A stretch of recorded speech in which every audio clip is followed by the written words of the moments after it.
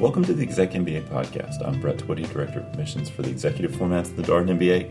I'd like to continue our conversation about career resources for Executive Format students with an interview I recently recorded with a member of our Executive MBA class of 2018, Arica Booker. Arica is an EMBA format student in our Rosslyn section, and she recently transitioned roles, and I sat down to talk with her a little bit about the process of switching jobs while she was in the program. Of course, students have all sorts of different timelines when it comes to transitioning. Some people want to change jobs while they're in the program, other people want to change after the program, and I thought you would find my conversation with Arica helpful just to hear firsthand from a student about her experience changing jobs, the support she received from Darden's career advisors, but also just about Arica's experience in the program generally. She is, interestingly, one of the founding members of our Black Executive MBA student organization, which is now one of 5 or 6 student orgs that we have within the executive formats of the Darden MBA. So we do have executive student-specific clubs and organizations, which is an exciting development for us. And it also includes a veterans group, women's group, international students group, entrepreneurship group, and the Executive Student Investment Fund. So lots of exciting developments there. Of course, I would be remiss if I didn't include an admissions update and just kind of give you an idea where we are in the cycle. Of course, we're working through our application deadlines. We've had an October round, November round, January round, and a February round now, and our next deadlines are March 10, April 10, May 10. If you're thinking about applying to Darden and you're focused on a particular location or format, my advice would be to apply by March 10, our March 10 deadline if you can. April 10 potentially at the latest. Of course, though, we're always here as a resource for you. So if you have questions about timing of your application or if we can help you think through our application process, let us know.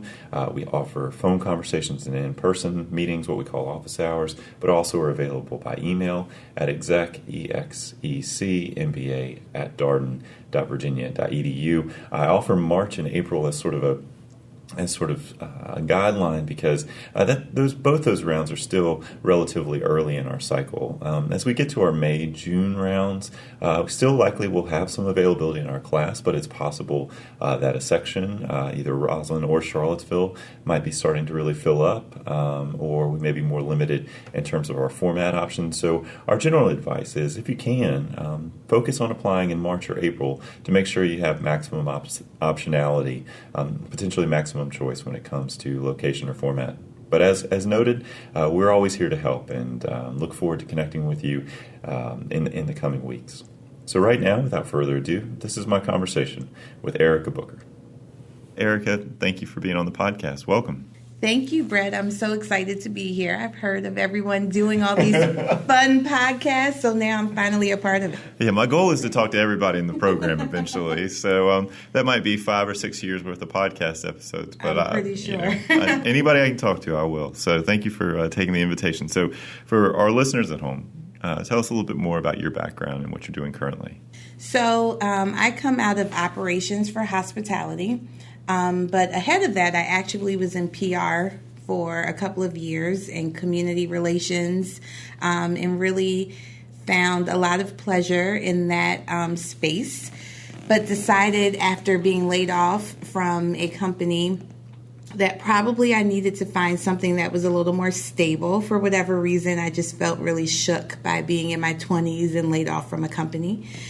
So I moved into New Haven, Connecticut, and started working for a really large hospital up there in their operations group, overseeing facilities, and transitioned into quality assurance, and stayed on that path for a little while, worked for a couple of the big 3 hospitality companies, and then ultimately decided I needed to find something new and something that was a little more aligned with my personality.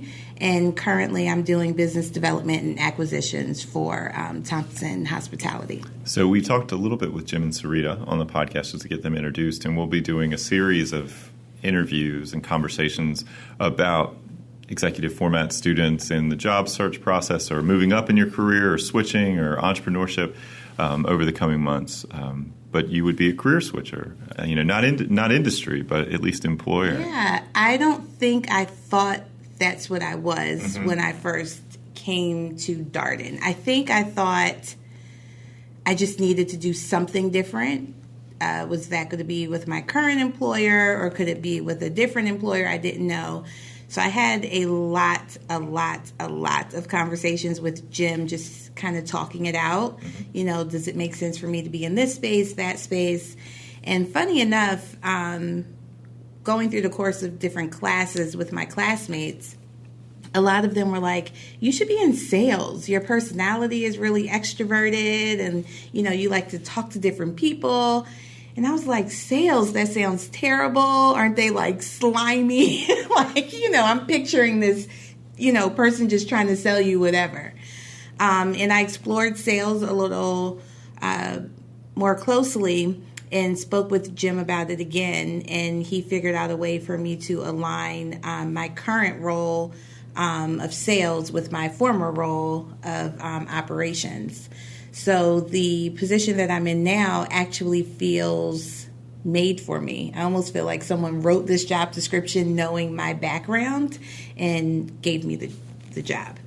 So that sounds like an intensive process. I mean, you described it in a couple minutes, but that's a lot of conversation. Oh, it was intense. Yeah. So what month are we in now? I think we're in September, October so we're considered second year MBAs. Jim and Connie Dunlop, one of our professors, gave us a timeline that they wanted us to follow. And I like checklists, and I like to know that I'm stepping through different processes. It helps me stay motivated to keep moving. And I followed it to the T with Jim. If he said you need to look for different job descriptions for 2 weeks and then we should reconnect, literally whatever the second week was when we were reconnecting. I think the most intense process, there were two processes that were relatively intense for me. One would have been really trying to explore and discover what I wanted. Really trying to figure out what would make me happy. I think the professional advancement class solidified that I needed to first figure out what type of culture I wanted to be in, what would make me happy if I had to go do it for free every single day. That was very intense because I went back and forth with Jim. I think he was pretty annoyed with me, probably. Literally, at least twice a week, it was, hey, today I could be a doctor. And then tomorrow would be like, why don't I go be an attorney? And it was just all over the place. It was really ridiculous. And then Jim helped me get through that process along with Connie. She had to be subjected to some of those conversations as well. The second most intense process for me was really the rebranding of myself.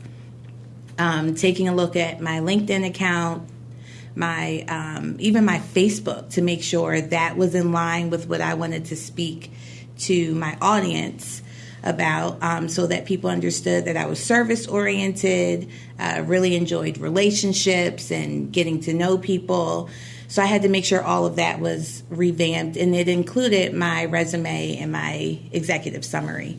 I think Jim and I went through 14 iterations of my resume.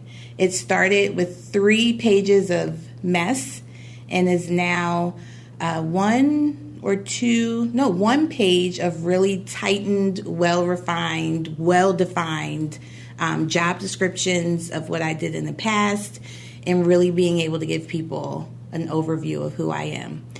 And if you look today at all of those different social media outlets and my resume, it tells one story now. And that process was very intense. It took me a while to get through that. Well, some people may do one draft of their resume and then another draft, and then that's it. But when you go 14. 12 more times after that, that's a lot. Oh my gosh. I literally told Jim, I don't care what the resume says. We're on our 14th version. I'm not changing it. It could say anything at this point. But he did a good job with me on that. Well, it's interesting to talk with them about their role and how they see themselves supporting exec students, because sometimes they'll say, we're cheerleaders, right? We're behind that person and we're supporting them and we're pushing them forward. Other times it's about accountability. And if a student doesn't do what they should have done or needs help adhering to a deadline, that can be their role too, right? So they're trying to be reactive to what's going on in that space and how you're feeling and how you're processing things, but also how your particular job search is developing. And I thought that was fascinating because I think of like career advisors as the person you go talk to and sort of brainstorm all the time. But then there's this other thing. There's this whole kind of counseling aspect of it. But they give you what you put in, right? I mean, Sarita and Jim can't do it all for us. And Sarita was in my process towards the end. And I also utilized the support of Connie with professional advancement. I think when we all entered that class, at the start of the class, we thought, oh, good, we have a softball course that we can take along with, these quant-heavy courses. In that course, I wound up spending way more time and focus on that because that was really to make me a stronger candidate. So it became a priority for me. But they only give you what you put in. And they do share with me some stories about students. They don't mention names or anything, but, I've tried to get in contact with this person and they won't return the call. And I would imagine if we fast forward to May, when we graduate, those same students will be a little discombobulated and trying to figure out what they're going to do next. So, again, they only give you what you put in. They're really expecting this to be a partnership. But they are cheerleaders, definitely. But they're also helping you go through this whole process in counseling you. I mean, essentially, they could have a couch in their office and we could all be on the couch just trying to figure out what life means to us, because that's really what this is about. So you got to work with everybody, Sarita, Jim, and Connie Dunlop, whose course, I mean, she is also going through it, but she's working on her PhD right now. Yeah. She may have shared that with you. And Jim is a counselor, right? So that's his training, and they are fascinating people, and they really each brings something different to the table. And what they bring is a view of yourself that you may not necessarily know is there. They have a very different perspective that it's amazing, especially just because of their overall knowledge of careers and how everything connects. So it was great working with all of them.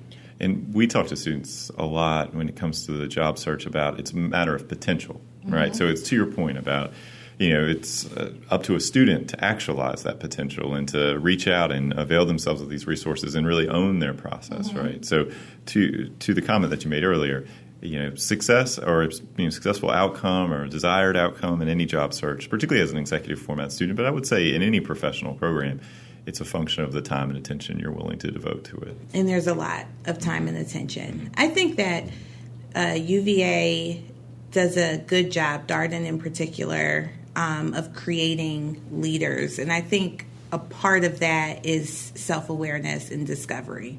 And I think all of these, whether it's finance or professional advancement, all of it is about discovering who you are as a leader. I discovered in finance who I am, that I should not be doing finance on my own. I should hire someone to do that for me. But I also discovered, in leading organizations and in accounting, some of these higher level kind of global views of things that really helped me be the leader who I desire to be. So it's a really interesting journey. I think I shared with you when I first came to Darden, and I spoke with you at the beginning. You were the one who told me I got in. I looked at myself as one person then and was just thinking about money and wanting to make more money. However, I needed to do it, whether it be to get a raise at my current employer or move employment. And now it really is just about happiness. And I'm very happy that Darden was able to open my eyes to that perspective. And Connie and Jim and Sarita are definitely a part of that journey. So let's talk about your decision to come to Darden. What resonated with you about about Darden, or how you might learn, or the experience, or what was most attractive to you as you made your decision? Well, I went to one of the best all-female schools in the country. And I think the first decision was a matter of ranking and making sure that I matched my undergraduate degree with my graduate degree. So that was the first thing that I looked at. Once I looked at all of those schools that were in the top ranking, it really became a matter of feel. I visited a couple of schools, and the lecture type of model of teaching was not conducive to how I learn. And I didn't even visit Darden, I don't think. I think I spoke to a couple of people, reached out to a couple of alum, and just the simple conversations that these alum had with me, the fact that they were so open and welcoming and please call me, do whatever you need to do, it just solidified the network that you originally were telling me about that was so strong. And I knew that networking was going to be a big part of me getting into a new position. So selfishly, the network is what helped me make the decision to come to Darden. Darden just has a really different feel. I always say if you want to go into finance, you go to a certain school. If you want to go into some sort of tech space, you go to a certain school. But if you really want to be a leader within whatever industry you're in, if you really want to accelerate yourself to the C-suite or be an entrepreneur, just really lead in your space, Darden is where you need to be because they have a very different perspective on these various industries, and it really is a key differentiator. And of course, I know a little bit about your job search process beyond the resume and all the supporting documentation, but the alumni network, kind of led you to where you are now, right? So let's talk about that. So how did you go from 14 drafts of a resume to where you sit currently? Don't remind me of the 14 drafts. That was pretty crazy. So Greg Fairchild, one of our professors, friend of the podcast as well. He's been on. I'm not surprised. Guest number one. I am so not surprised by that. I wrangled him into being on the podcast before. I was like, Greg, you got to be on it. That's got to be a really interesting perspective to have a former student who's now a part of our faculty on a podcast. But we were on the bus coming back from one of our global leadership experiences. And I don't know, we were like randomly talking about work. And he said, hey, I know what company you work for. How come you don't work for Thomson? And I was like, who is Thomson? What are you talking about? And literally, as soon as we got off the bus, he called Robert Moore. We call him Trey. And he graduated from Darden. And he put me on the phone with him. Greg is really good about connecting people at the right time. And I spoke to Trey for a little while, and he said, hey, just shoot me over your resume. I'll take a look. I think we have a couple of positions. It was, kind of loosey-goosey, but still just send it over.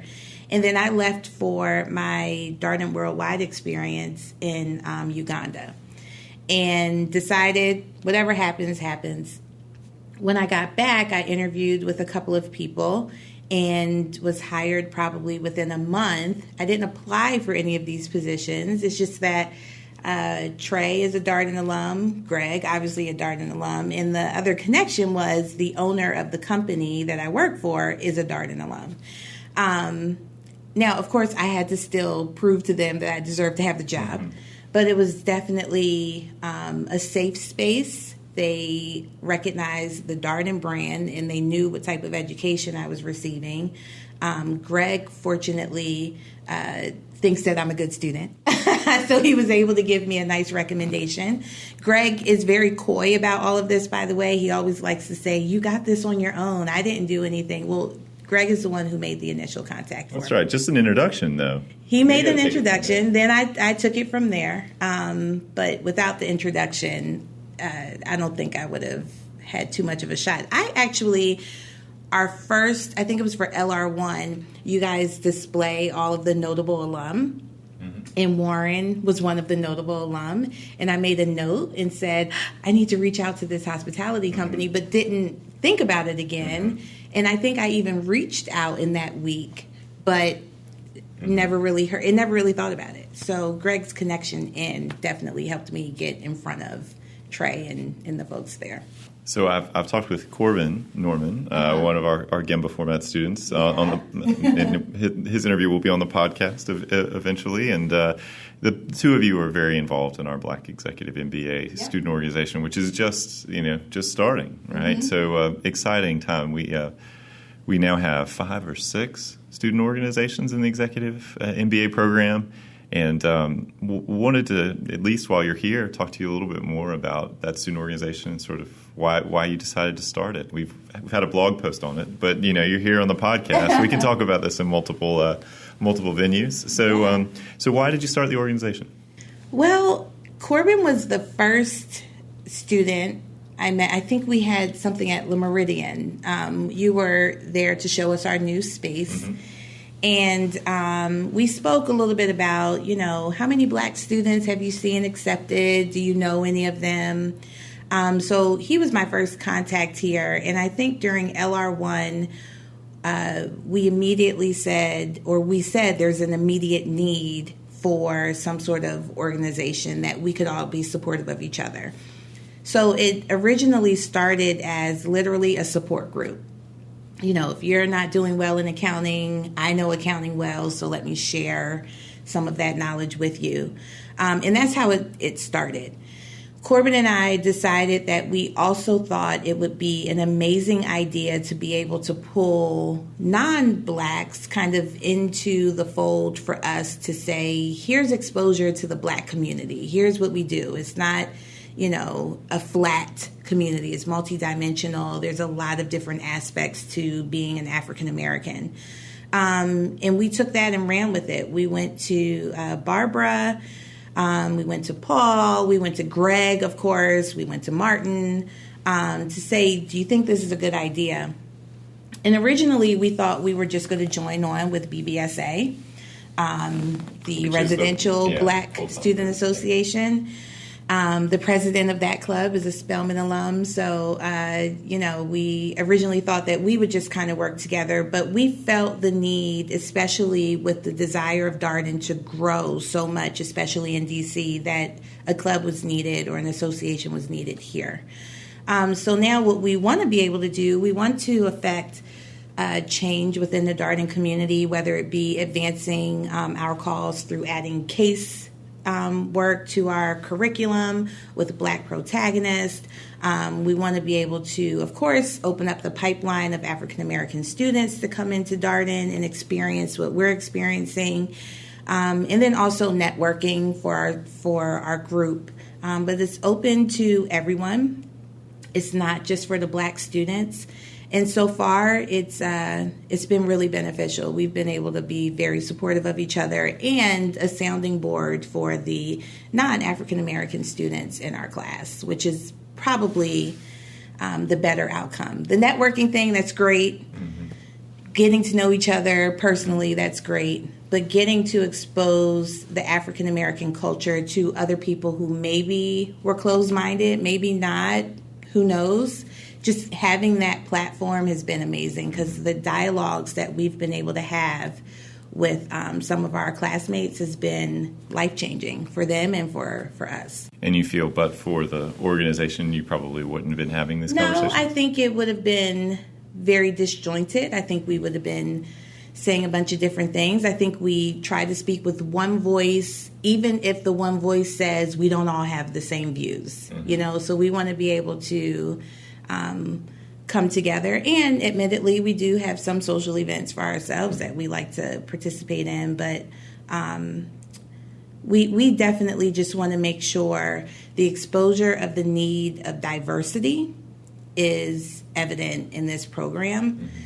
Without understanding, recognizing, accepting diversity, you cannot be a differentiated leader, and that directly aligns with Darden's values. So it's been good for both sides, I think. Absolutely. So exciting time for your organization. That's one of those things. I mean, you've only got a limited amount of time, so that's going to be oh my gosh, it's going to be a going concern after you're here. That must be a nice feeling. Yeah, and we will definitely still be around like the older big brothers and sisters or something. So we'll be here. So one last question. If you were talking to a prospective student, some of the people perhaps listening at home, what would you say to them if they said, well, why should I go to Darden? What about this experience do you think is so valuable? What would you say? If you want a life-changing experience that will open your mind to a global perspective of business that includes diversity. It includes even going to have a class over in India just for the sake of being in India. This is where you need to come. If you want more of a specific, and I hate to say closed-minded or narrow view of the industry, you should go to a different school. That is the instruction that I have given to every visitor you have allowed me to speak with, because they are kind of flipping and flopping between a couple of schools, right? And they're all top schools. And I say to them, if you want to just stay in one space, go to those schools. But if you want your mind to be expanded to this capacity that you had no idea was even an option, then you need to come to Darden. In addition to that, the support system that we have here is absolutely amazing. And the network that we have here is absolutely amazing. I mean, every event where we are opening up our doors to alum, we always have a huge turnout. People just need to pour back into the students who are currently here. And that's a very safe feeling. You feel like you're in this nice community. I think that would be, if you want to expand your mind and if you want a global perspective, and also if you want a huge supporting cast, you need to come to Darden. Well, Arica, thank you for being on the podcast. It's been great talking with you, and best of luck in the months ahead. I need it. Thank you. Arica Booker, an EMBA format student in our class of 2018. Of course, if you have any comments, suggestions, requests, anything you'd like for us to tackle here on the ExecMBA podcast, please let us know. You can always be reached by email at exec, that's EXECMBA @darden.virginia.edu. And until next time, thanks for listening.